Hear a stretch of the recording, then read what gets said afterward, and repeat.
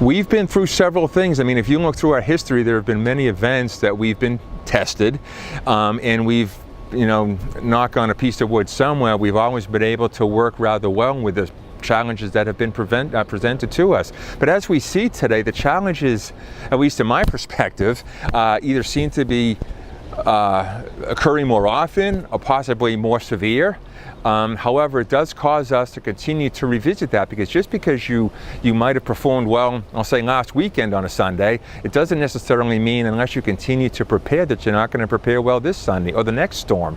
And as things happen, people change. We had a different team of people, probably the last big event that we had around here. And even one of the more recent events, staff changes. It's imperative upon us to continually to train, to drill, to inform our employees about what is important. And what's important, again, really comes back to what our customers require of us. Our customers expect to have the electricity on. They expect to have gas, water, wastewater. They expect to have, internet working. They expect to be able to pick up their phone and be able to do whatever they want to do to communicate. And ultimately, that's what our focus is. Yeah, our preparation for the storm actually starts, well before the news starts reporting about the potential hurricane coming up the bay. Yes, that's a great indication for us to start to move into high gear, but we really spend year-round preparing for that event. We spend an awful lot of our time and resources looking at our infrastructure, looking at the critical infrastructure. We do work with the county. We certainly work with the town of Easton. We work with its many branches, Department of Public Works, police, fire. We all have to do this together. None of us can stand up and do this alone. We're still responsible for ourselves, though. Even if Easton Utilities, or even if the town of Easton or Talbot County, if we all do what we're supposed to do, and unless the residents, unless our citizens, unless those that live around us pay attention, they put themselves at risk.